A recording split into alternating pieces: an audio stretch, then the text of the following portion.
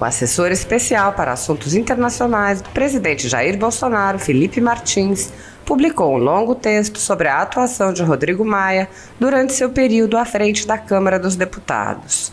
Para Martins, Maia sabotou o trabalho de dois presidentes e trabalhou contra os colegas parlamentares e contra o povo brasileiro.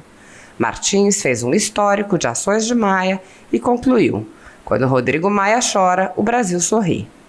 Ouça o texto publicado por Felipe Martins. Em 2016, após a renúncia de Eduardo Cunha da presidência da Câmara, Rodrigo Maia inovou e articulou um tal de mandato tampão de presidente da Câmara dos Deputados. Ali, de modo legalmente duvidoso, Maia ocuparia pela primeira vez a presidência da Câmara. A primeira gestão de Maia como presidente da Câmara foi marcada pela sabotagem constante dos esforços de reconstrução do Brasil pós-impeachment através de projetos pensados para minar o trabalho de Henrique Meirelles e que acabariam conhecidos como bombas fiscais. Hoje, boa parte dos mais de 300 bilhões de reais em renúncias que agravam o déficit das contas públicas e inibem o poder de ação do governo federal possuem as digitais de Rodrigo Maia. Inacreditavelmente, a mídia tentava nos convencer de que ele defendia a responsabilidade fiscal. Em 2017, ignorando a Constituição Federal, artigo 57, parágrafo 4º, e o regimento interno da Câmara, Maia se lança candidato e, assim, ocupa a presidência da Câmara dos Deputados mais uma vez, de forma legalmente questionável, e dá seguimento à sabotagem da reconstrução do Brasil. Em 2019, contrariando novamente a Constituição Federal em seu artigo 57, parágrafo 4º, Maia sustenta que reeleição para legislaturas diferentes não se encaixa no veto constitucional, o que é obviamente uma violação das regras do jogo, e se lança candidato outra vez.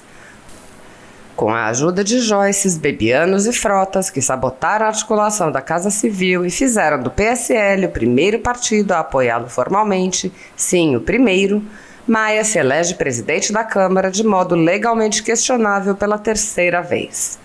O argumento daqueles que minaram a construção de uma possível candidatura do governo federal era de que Maia seria o presidente que apoiaria as reformas estruturais. Nada mais falso. Ele se mostraria o mesmo sabotador de sempre, trabalhando constantemente contra as reformas. Por ocasião da primeira reforma da Previdência, Maia fez a sua primeira maldade. A equipe econômica havia proposto que idosos carentes que tivessem entre 60 e 65 anos recebessem um auxílio individual no valor de R$ 400, que seria escalonado até um salário mínimo aos 65 anos. O Brasil tinha mais de 1 milhão de idosos carentes recebendo Bolsa Família e outros 2 milhões de idosos aptos a receber o benefício proposto no projeto original da reforma da Previdência. Cada idoso recebia, à época, o valor do benefício básico do Bolsa Família de R$ 89. Ou seja, se Maia não tivesse sabotado a proposta do governo, em vez de 1 milhão de idosos carentes recebendo R$ 89 por família, teríamos 3 milhões de idosos recebendo R$ 400 individualmente. Um casal idoso carente hoje conta com apenas R$ 89. Sem a maldade de Maia, receberia 800. Foi Rodrigo Maia quem inaugurou a campanha da mentira, dizendo que Bolsonaro queria pagar menos que o salário mínimo aos idosos e não permitiu ao presidente ter essa marca social em seu governo. Para sabotar o governo, Maia não teve compaixão com quem mais precisa de ajuda. Depois, ele se negou a pautar privatizações e reformas, deixou caducar as MPs do Balanço das Empresas e da Carteira Estudantil, barrou a CPI da Uni e até a MP da regularização fundiária, que permitiria ao governo saber o CPF de quem comete crimes ambientais, ele engavetou. Ao todo, foram quase 30 medidas provisórias que deixaram de beneficiar nosso país e nossa economia, graças à mesquinharia de Rodrigo Maia. Tudo, claro, com a cumplicidade da velha imprensa em geral e da Rede Globo em particular. Uma de suas últimas sabotagens foi interditar na reforma tributária a desoneração da folha de pagamento, o que diminuiria os custos do emprego e formalizaria 30 milhões de trabalhadores informais. Felizmente, com a derrota de Maia, o governo poderá reverter esse bloqueio. Os últimos dias, porém, colocaram Maia no lugar que lhe cabe na história. Isolado, perdeu o apoio do próprio partido e da mesa diretora eleita com ele. Bloqueou amigos no WhatsApp, berrou o telefone e deu inúmeras declarações emocionadas e completamente sem nexo. Esse é o fim de quem trabalhou durante 4 anos contra os demais parlamentares, contra 2 presidentes da República, contra a agenda eleita nas urnas em 2018 e contra o povo brasileiro, bloqueando pautas de interesse do país em nome de um projeto pessoal de poder.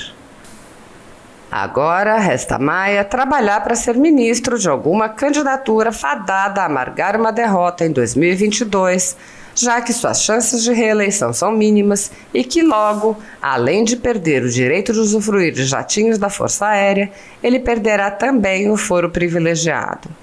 Rodrigo Maia quis voar alto, próximo ao sol, sem se dar conta de que suas asas eram de cera e que seu peso era demasiadamente elevado. Agora, tudo o que resta a ele é a queda livre. Quando Rodrigo Maia chora, o Brasil sorri.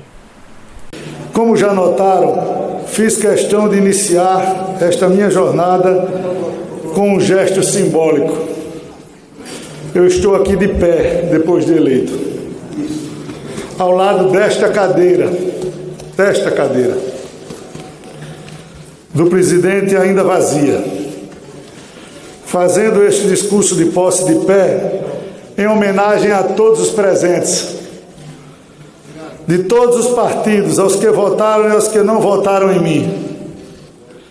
É um gesto de respeito a este plenário, o verdadeiro e único presidente da Câmara, o plenário, composto por outros 512 senhores e senhoras deputados.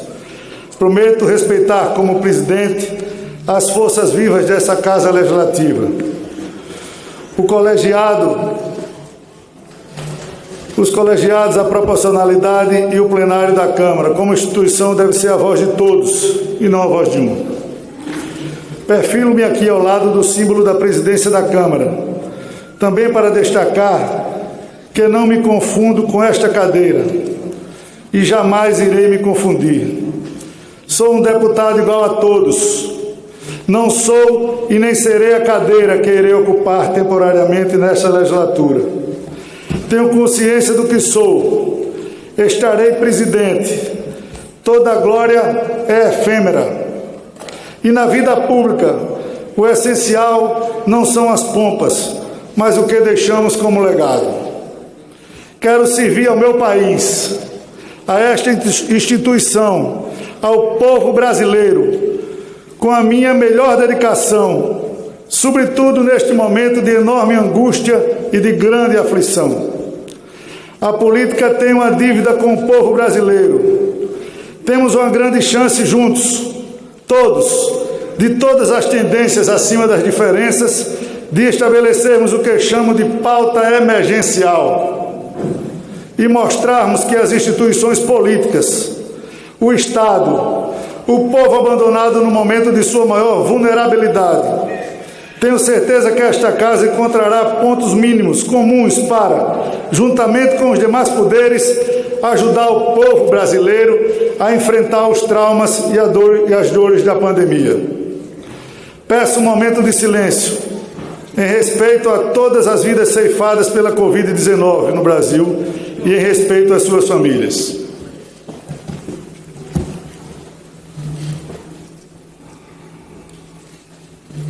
Minhas senhoras e meus senhores, aqui deste ponto de visão, é possível observar a arquitetura deste plenário. Como sabemos, a democracia é uma construção política e seu epicentro é a Câmara dos Deputados. Mas a Câmara é também uma construção física e seus elementos arquitetônicos são cheios de significados e simbolismos. Vejo à minha frente um grande corredor no centro do plenário.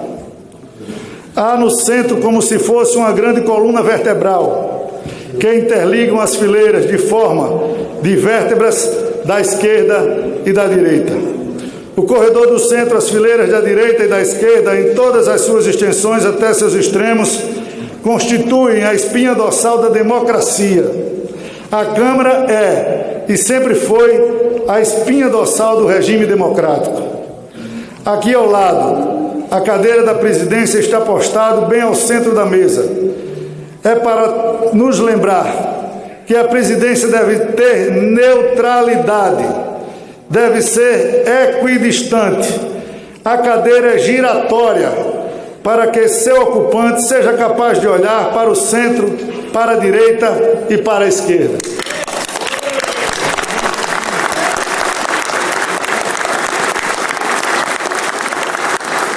Tem de olhar e ouvir todos os lados. Há duas tribunas, uma à esquerda e outra à direita. Ambas as tribunas estão à mesma altura e devem ser vistas com o mesmo distanciamento e ouvidas com a mesma proximidade. A própria mesa diretora, como destaquei no discurso anterior, define bem o caráter coletivo e não individualista que deve inspirar a presidência. Não há um trono no plenário, não há. Portanto, um soberano. O presidente não tem uma mesa individual. O presidente trabalha ao lado dos demais membros da mesa. A arquitetura desta casa é clara. A arquitetura é clara. Tudo aqui deve ser coletivo. A direção deve ser coletiva. O serviço do plenário, que é o coletivo por natureza. Não nos esqueçamos de um recado que os idealizadores desse espaço deixaram para nós e para todos que venham ocupá-lo um dia. A mesa diretora está pouco acima do plenário, assim como as tribunas, onde os deputados e deputadas exercem o seu mais sagrado ofício, o de livre manifestação democrática, de pensamento e de debate. Mas acima do plenário e da mesa, bem acima, muito acima, em termos de escala, estão as galerias dessa casa. A representação simbólica do povo, a vontade popular. Ela está acima de todos nós na democracia, pois todo o poder emana do povo e em seu nome deve ser exercido.